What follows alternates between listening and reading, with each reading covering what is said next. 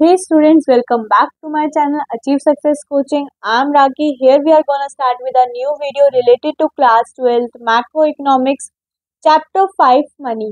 So let's get started. Students, as we all know, money is a very important structure in our daily life. आपको पता होगा कि money के बिना हम आज के टाइम पे कुछ भी नहीं कर सकते. मनी है तो हम हैं. हमें आजकल अपने देखिए जैसे बोलते हैं ना, पानी पानी को भी हमें खरीद कर पीना पड़ रहा है. ठीक है, तो मनी एक ऐसे इम्पोर्टेंट सोर्स बन गया है जिसके बिना हम जी ही नहीं सकते हैं. अगर वो है तो हम हैं. Basically money is important discovery of modern time. आज के टाइम पे तो भैया मनी इम्पोर्टेंट है तो मतलब है. आज के टाइम पे तो इंसान खरीद लेता है, वो मनी खरीद लेता है इंसान को.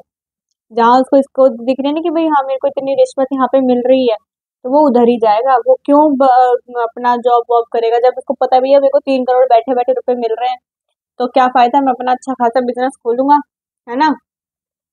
अब पहले के टाइम पर, इन एंशियंट टाइम, जब ये चीजें नहीं थी, जब क्या थी, बार्टर एक्सचेंज था.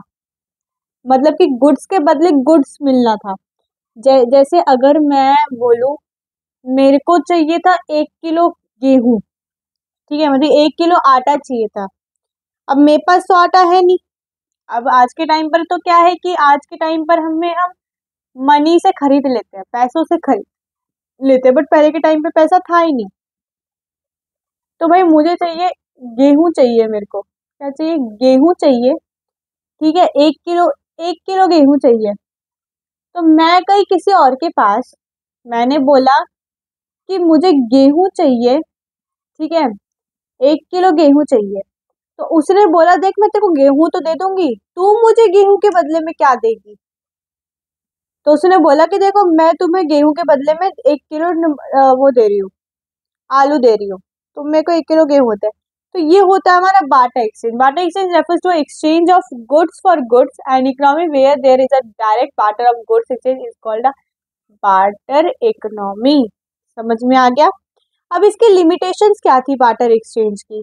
ठीक है, बार्टर एक्सचेंज में आपका lack of double coincidence bonds, मतलब कि भैया देखो दोनों बायर्स तैयार होने चाहिए. अगर मैं गेहूं अगर मुझे उससे लेना है तो उस वो भी मतलब कि वो भी मेरे आलू लेने के लिए वो भी मानना चाहिए ना कि भाई भाई अगर मैं उसको अगर वो मुझे गेहूं दे रहा है तो उसको भी तो आलू चाहिए. तो वो भी तो अपनी डिमांड करे कि देख मेरे को तू आलू मत दे, तो मेरे को वो दे दे, चावल दे दे 1 किलो.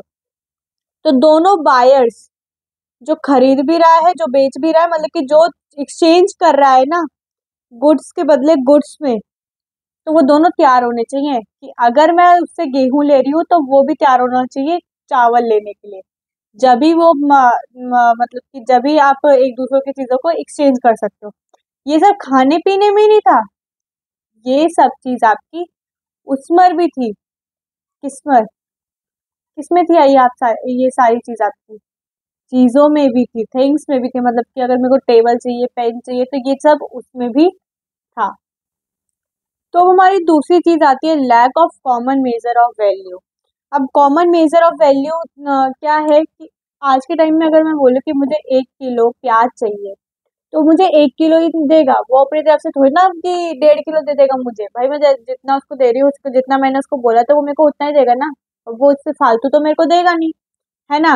तो जब मनी नहीं था तो मतलब कि मेजर ऑफ वैल्यू बहुत दिक्कत करता था कि भाई देख मैं अगर तेरे को 1 किलो गेहूं दे रहा हूँ, 1 किलो गेहूं का इतना दाम है, इतना है 1 किलो ये, तो तू भी मुझको उतना ही दे, मेरे को उसी क्वांटिटी में दे तू. मैं तुझे मेरे को उसी क्वांटिटी में चाहिए. अगर मैं तेरे को बेस्ट क्वालिटी वाला दे रहा हूँ तो तू भी मुझे उसी चीज में देगा. ठीक है, तो ये था आपका common measure of value. In a barter system all communities are not of equal value. There is a no common measure of value of goods in which exchange of ratio can be expressed. भाई मेरे को चाहिए गेहूं, तू मुझे कुर्सी दे रहा है, तो क्या फायदा. मुझे चाहिए गेहूं और तू मुझसे कुर्सी मांग रहा है, तो क्या ये कोई बार्टर एक्सचेंज है. तो ये भी बहुत दिक्कत देता था. नेक्स्ट आपका lack of standard of deferred payment. मतलब कि मैंने आज उससे 1 किलो टमाटर लिया, तो मैंने बोले देख भाई अभी तो मेरे पास देने के लिए कुछ नहीं है, मैं तेरे को इन फ्यूचर जब मेरे पास होगा तो मैं तेरे को दे दूंगा. जिस क्वालिटी की उसने हमें चीज दी, क्या उस क्वालिटी की हम उसको चीज दे पाएंगे उस टाइम पर? भाई उसकी फसल होना बहुत जरूरी है, फसल अच्छी होगी जब तो हम उसको देंगे, बिना फसल के तो हम कुछ भी नहीं दे सकते, है ना? तो ये चीज भी बहुत मैटर करती है। Under barters in contracts involving future payments और credit transaction cannot takes place with ease because of the following reason. The borrower may not be able to arrange goods of exactly same quality at the same time of repayment. There may be conflicts regarding which specific commodity to be used for repayment. मैंने बताया था ना कि quality भी बहुत matter करती है, quality अगर अच्छी होगी तो वो ले लेगा, अगर क्वालिटी अगर नहीं है तो फिर वो भी नहीं लेगा, फिर लड़ाई भी हो सकती है। अब आता है हमारा next, lack of store of value. Store of value क्या है? स्टोर ऑफ वैल्यू वो चीज है जिनको हम फ्यूचर के लिए बचा के रखते हैं। फॉर एग्जाम्पल हम पैसा जोड़ते हैं किसके लिए? फ्यूचर नीड के लिए, कि भाई फ्यूचर में हमारा ये काम आएगी, जोड़ते हैं ना। अब हम सब्जियों को तो ऐसे नहीं जोड़ सकते ना कि टमाटर चलो आने वाले दो महीने के बाद अगर कुछ होगा तो भैया हम ये टमाटर यूज कर लेंगे, टमाटर खराब हो जाएंगे भाई। हम क्या स्टोर कर सकते हैं? हम राइस स्टोर कर सकते हैं, व्हीट भी स्टोर कर सकते हैं, ये चीज इतनी जल्दी खराब नहीं हो सकती है, ठीक है? तो स्टोर ऑफ वैल्यू भी बहुत ज्यादा दिक्कत कर रही थी कि भाई हम हर चीज को स्टोर करके नहीं रख सकते हैं। Under barter it is difficult for people to store wealth for future use because most of the goods like wheat, rice, vegetables do not possess durability that is their quality with passage of time। मतलब कि देखो wheat rice आप रख सकते हो but एक time के लिए, ठीक है, एक पीरियोडिक टाइम के लिए, जो मतलब कि वो भी उसका भी बोलते हैं ना फई लग जाना, क्या जो भी लग जाती है उसमें खराब हो जाता है, वो भी दिक्कत होता है। Storage of good requires times and efforts, है ना? नेक्स्ट इज वेरी इंपॉर्टेंट कि फंक्शंस ऑफ मनी क्या है। फंक्शन ऑफ मनी में आपके दो पार्ट आते हैं, primary function and secondary function.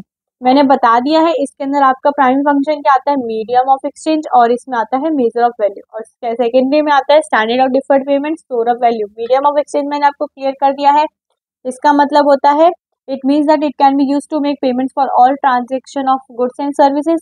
Major of value मतलब कि अगर देखो मीडियम ऑफ एक्सचेंज में क्या है कि खरीदने वाला वो होना चाहिए कि भाई हाँ मुझे खरीदना है, वो भी अपनी तरफ से बिल्कुल मानना चाहिए, और बेचने वाला भी बारगेनिंग के बाद भी अगर हम उस चीज को कर रहे हैं तो वो दोनों ही रेडी होने चाहिए।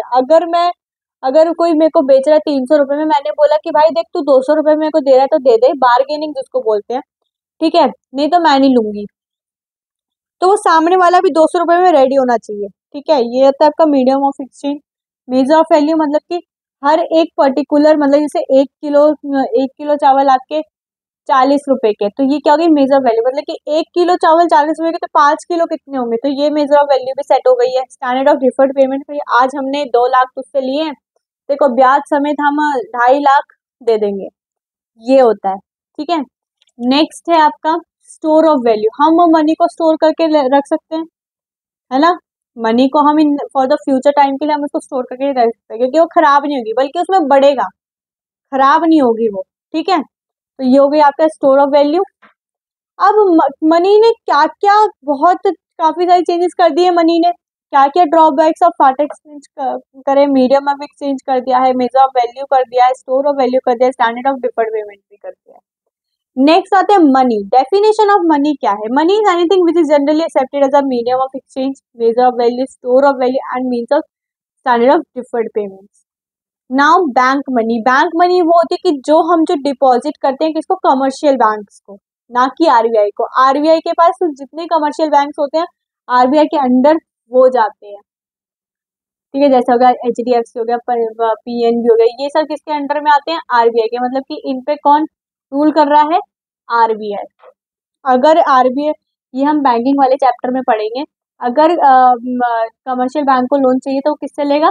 आरबीआई से लेगा। तो बैंक मनी क्या होती है? जिसके अंदर हम अपनी जो सेविंग्स होती है, बेसिकली सेविंग्स हम उसमें डिपॉजिट करते हैं, ठीक है? नाउ मनी सप्लाई, ये बहुत इंपॉर्टेंट है, आ सकता है, यहाँ मैंने लिखा नहीं है।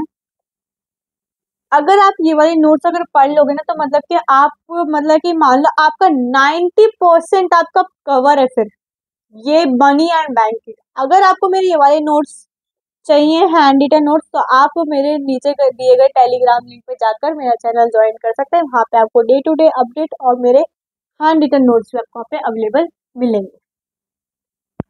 Money supply it refers to total volume of money, मतलब कि मनी सप्लाई क्या भाई, लोगों के पास कितना है, बैंक के पास नहीं, लोगों के पास कितना है ये बताता है वो, कि भाई लोगों के पास कितना है ये देखो, जो पर्टिकुलर पॉइंट ऑफ टाइम पे किसके पास, लोगों के पास कितना है। Money held by public at a particular point of time and economy.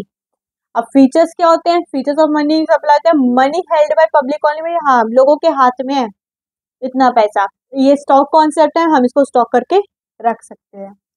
ठीक है, कंपोनेंट्स ऑफ मनी सप्लाई ये बहुत पूछा जाता है बोर्ड एग्जाम में, मोस्ट इंपॉर्टेंट क्वेश्चन है, मतलब कि ये और एक आपका फंक्शन ऑफ मनी, ये दोनों को बहुत कॉमन क्वेश्चन है, आते ही आते हैं। करेंसी विद पब्लिक, अब देखो पब्लिक के पास नोट्स भी होंगे और कॉइन्स भी होंगे, paper notes and coins held by the public. Coins में आपके आकर 10 रुपए का सिक्का, 5 रुपए का, 2 रुपए का, 1। पेपर नोट्स आपको पता है 500, 200, 100, 20, ये सब। सेकंड आता है आपका डिमांड डिपॉजिट विद बैंक, जो आपका एक और कंपोनेंट है मनी सप्लाई का, जिसके अंदर हम किसको डिपॉजिट करते हैं, बैंक को डिपॉजिट करके, कौन करता है, हम लोग करते हैं।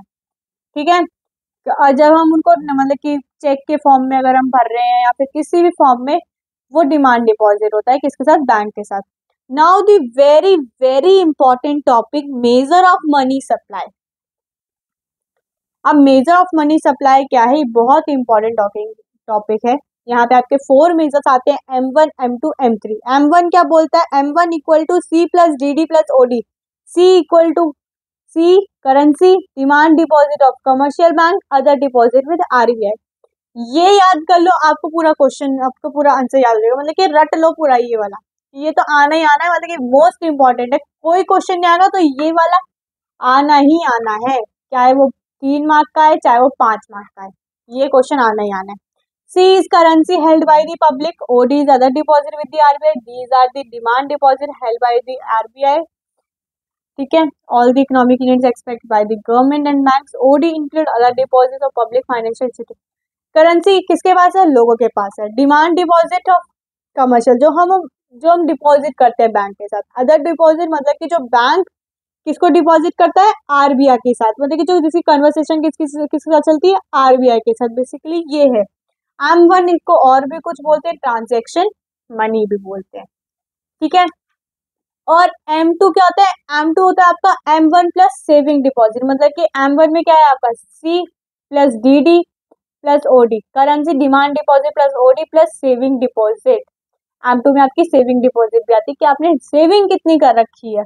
M3 में क्या आती है, M1 plus net time deposit with bank, मतलब कि जो टाइम टू टाइम डिपॉजिट कर रहे हो। M4 में क्या आती है, M3 ये plus total deposit with the post office saving banks. So students, हमारा ये चैप्टर होता है कंप्लीट। अगर आपको मेरे ये हैंड रिटन नोट्स चाहिए तो आप मेरे नीचे दिए गए टेलीग्राम लिंक पे जाके आप वहाँ पे मेरा चैनल ज्वाइन करके आपको वहाँ पे मेरे हैंड रिटन नोट्स मिल जाएंगे। और ये चैप्टर बहुत इजी है, आई होप ये आपको अच्छे से समझ में आ गया हो। अगर आपको इससे रिलेटेड और भी ऐसी कुछ वीडियो चाहिए जिसमें आपको चैप्टर समझना है तो आप कमेंट सेक्शन में बता सकते हैं। और हाँ, मेरी वीडियो को लाइक करें, शेयर करें, कमेंट करें कि कैसी लगी, और सब्सक्राइब करना मत भूलना। सब्सक्राइब वाले बेल आइकन को भी प्रेस कर देना, जिससे मेरी जो भी फर्स्ट वीडियो है वो आपके पास जल्दी से जल्दी पहुंच जाए। Okay students, bye bye.